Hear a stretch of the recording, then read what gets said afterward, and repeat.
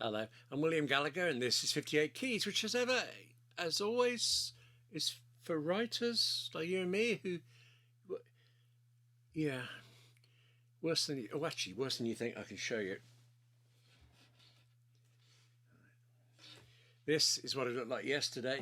Look to the side of the shelves, ignore me yapping, look at the background, and then today. And that is actually after 4 hours or so working on it. What happened is that entire shelf unit collapsed overnight, and actually it fell sideways. I should be pretty glad about that, actually, because if it had fallen forwards, all the books would have smashed out. They would have knocked the giant monitor I have. They might also have knocked my iPhone off its charging stand. They could even, this gets worse and worse, they could even have damaged my MacBook Pro, which is just behind you, over there. Instead, like I say, it fell sideways against the door, completely blocking it, actually barricading it. It took me the first 2 hours on my knees and grazing my hands, lifting one book at a time through this sliver of a crack that I'd managed to get. Started as a crack, became a gap, suddenly I managed to shove a book through the door. Tell you, actually, it was scary. I mean, I was totally blocked from this room that I have written in for 20 years. Also blocked from my iPhone and my Office Mac and my MacBook Pro, and from this digital recorder that I was supposed to be bringing out to an interview I was doing. Actually, tell you what, now I'm finally back in, let's get out of here, okay? Come with me to my living room for a minute, because actually this time what I want to talk to you about is when you're writing, research requires, would like watching TV and films. Really what I want to talk to you about is Plex, which is a short version, your own personal streaming service for whatever media, whatever video you have. One difficult thing, what I'm going to show you, if you don't happen to know and use it already, is a way that you can have TV and films on your Office Mac, but watch them on your TV set in your living room. But there's kind of a rights issue about this, and it's very complicated. Really, what I'm going to show you is my DVD collection, ripped, put onto the Mac in my office, and then streamed from that Mac downstairs to my TV set. Do we have the right, that's a Doctor Who quote, have I the right to rip DVDs that we bought? It's actually muddy, and I don't know an answer. So for what I want you to see, I'm going to cheat. Where is it? Oh yeah, okay. I had it nearly ready. Here's a book about a show called The Beiderbecke Affair. It was my first book. I wrote it for the British Film Institute, and as part of promoting it, I negotiated the rights to show clips from the series. So that's what I'm going to do. And if I'm doing it through this circuitous roundabout streaming kind of way, well, as long as it's promoting the book and I remember to do that from time to time, actually, well, then I think we're good. Okay? Important to clarify that. But now, first up, the end result, so that you can see whether this is worth it for you or not worth it at all. Then how you set up the streaming part, which is called Plex, and then lastly and most unsatisfactory, I had trouble with that word, didn't I? Most not very satisfyingly, that'll do, how you rip DVDs in the first place. So, back up in my office, there's this. It's a drive, an external drive. On that Office Mac, then, next to it, there is an app called a Plex Media Server, and on this Apple TV 4K box, there's another app just called Plex. This TV app here looks across my Wi-Fi network to the Plex Media Server on my Mac, and first it'll actually show me a listing, like a catalogue, a proper streaming catalogue of what's there, and then it will play whatever I chose. Key things though, if my Office Mac is off, this is over. And there are many times that I switch off my Office Mac. Yeah, end of the day, end of the night, switch it off, come down here, nothing's working. Okay. Plus, actually, really, really good Wi-Fi in your house. I used to find it really quite frustrating, knowing I had years worth of DVDs, years and years actually, plus other videos Actually, videos that I'd worked on that may not have been commercially released, like there was a short film I co-wrote. I've got that up on my media server, couldn't get anywhere else. And then I couldn't watch them down here because the Wi-Fi in my house was at that time so poor. It used to work most of the time, okay, which actually, if nothing, I mean, added to the frustration whenever it didn't. But what it would do when it worked is it would work by buffering. It would actually take a few minutes for enough video to be streamed over to my TV set for the TV to start playing it, for me to be able to start watching it. And actually, every now and again, sometimes in the middle of watching something, it would say, nah, not fast enough. I'm not playing. Later on, I upgraded to a faster internet connection for my work, but an unexpected bonus was improve the Wi-Fi in the house. I haven't had that refusal to play at all. I haven't had that once, and I've hardly any buffering.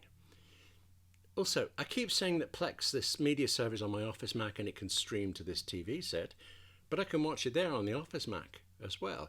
And it can stream to my iPad, to my iPhone, actually to any device that is mine and that is logged into the same Apple ID as my Office Mac. And in theory, actually most of the time, and is on the same Wi-Fi network. In practice, I was able to do this in the car yesterday. But saying that to you, showing that to you, means having to start talking money. Plex, the media server, is free to start, and for 6 years now, I haven't paid for that Plex media server, for the Apple TV app.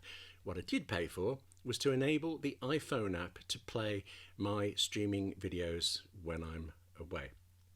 It's so long ago since I actually had to look it up.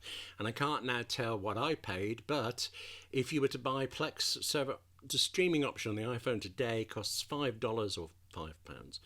That gets you the iPhone app and its ability to watch from anywhere if your Office Mac is set up to allow it, and if you have a strong enough internet connection wherever you are. You can also pay more. You can subscribe to Plex for $5 or £4 per month, and what that does is get you, well, all of the same, your own streaming media, but also live TV with TiVo-like features, you know, the live pause, the rewind, all that good stuff. And also, actually, Plex genuinely is a streaming service. You can watch thousands of hours of films and TV sets that Plex owns. It's not on your service, it's on theirs, and you can just watch it wherever you are. And I never have, not once. But I use Plex to watch my own media a lot. I mean, a lot.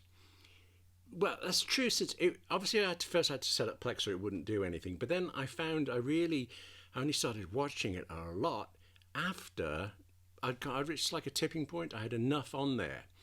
And getting that takes time. I'm telling you though, 6 years in, I have done a lot.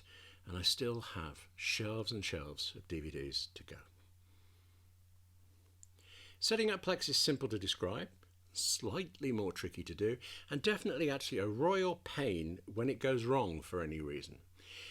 You get the free Plex media server first. Links in the description below, and you install it on your Mac.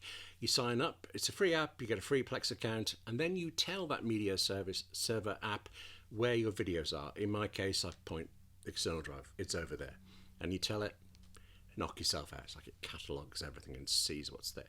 Actually, one thing about that cataloging though, when you do rip your DVDs, and I'll show you in a moment how that's done if you don't already know, the videos you end up with on your Mac have them, I mean, really peculiar names. I mean, they're practically random collections of letters. And for Plex to work, you need to, well, basically you need to slog through them all and rename them. So with the Beiderbecke Affair, for example, these are the file names that you need to end up with. And you recognise the first bit, the series title, but then there's this SO1, EO1, actually S01, E01. You get very used to that. Season 1, Episode 1. Even if there's only one season, even if it's only a one-off TV movie, it's still S01, E01, and so on. Plex uses the series title on that S01 stuff to compare what you've got against what it has in its own database. So actually, you saw that the Beiderbecke Affair there had a poster image. I didn't do that. I could have done. If I'd got something obscure, I could make an image and I could add that to my copy of Plex Fun. But otherwise, all of these images are sourced from Plex's central database, which is good in the sense that you therefore don't have to schlep through making posters for all these things yourself, or you don't have to. The opposite is you put up with a kind of rectangular blank screen. I'm not so keen though on how from time to time someone somewhere decides to update a poster. Actually, I've seen this on iTunes as well. All those Mission Impossible films that I bought years ago, when I bought them, they're really rather good posters, and now they don't. It's like change on my... Yeah. More significantly with Plex, as well as the poster image, Plex gets series and episode and film information from that same database of its. So every episode of the Beiderbecke Affair, for example, on this TV set, actually, oh, hang on. There you go. Every episode on this Plex has a listing, and I didn't write any of those. I have written listings in the book, but I haven't written anything on Plex. So again, great. You can read. You can see what the episode is called. You can read enough of the description. Think, have you seen this? Is this the one where? All of that usual stuff. Except, quite surprisingly often, it's all wrong. I've seen this most on US TV shows where, for example, originally, the pilot episode, it first aired feature length, but then when it was on DVD or when it went into syndication, it was shown set as 2 1-hour episodes. And sometimes Plex calls that episode 1 and episode 2. It gets out of step because of it. Also, there's got to be something about the difference between the production order, the order shows were made in, and the transmission order. I mean, I know there is a difference, but it's got to come up a lot now because there was this one show I was watching on Plex where it was potluck whether or not the episode you watched matched the description of the episode title without any bearing on each other at all. Sometimes, though, actually, that was my fault. I got the S01, E0, all that stuff, whatever. I'd just done something wrong with it, O instead of 0 or something. So, I could fix that, you can fix that, and in that case, it's easy enough. I did say that Plex was a royal pain when something goes wrong, and actually, I don't really want to dwell on that because it might be all my fault. It's a little clunky, and I don't understand all of it. If Plex somehow stops seeing your library, your external drive of media in my case, or if it's not updating after you've added something new to there, I actually have found it at times very difficult to get it going. And at one point, sod it, I thought. I scrapped everything, re-downloaded the Plex media server, pointed it at a different drive, and then I moved all the videos over to that and saw what happened. But I think actually doubtlessly a lot of that is me, and there are answers to all the Plex issues. So many people are using it, everything's been solved, and actually right now I haven't had a single problem in at least 2 years. Actually, I haven't had a problem since before COVID, which does bring me to the last part. COVID gave me plenty of time to rip through my quite startlingly large collection of DVDs, and you need that. Short version, you need a DVD player that fits in your Mac, and you need a Mac app that rips what's on the DVDs. Yeah. Slightly longer version, good luck with all of that. Somewhere under the pile of books on my collapsed shelves, there is a DVD drive. It's a tiny little portable drive, USB-A drive, plugs into Mac, cost me £20. And this is the EaseFab DVD Ripper, which I think I spent $30 rather, on it a few years ago. That has other options like subscription ones, but they don't seem worth it to me. And also, it can call itself easy to use all it likes. Yeah.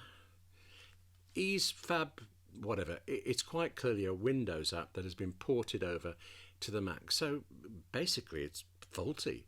I mean, for instance, when you've ripped one DVD, you actually have to quit the entire app before you can get the disk out and relaunch it to do another one.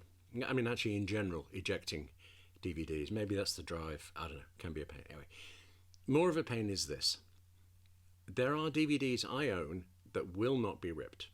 They tend to be ones that are region locked, but actually I set up one Mac so that it would play only American DVDs, is that region 1, and another one to play UK ones, whatever region that was, and it still doesn't always help. Sometimes there's just nothing you can do. So if you're looking at all this because you've got one DVD that you want to stream over Plex, you could be in for a bit of a disappointment there.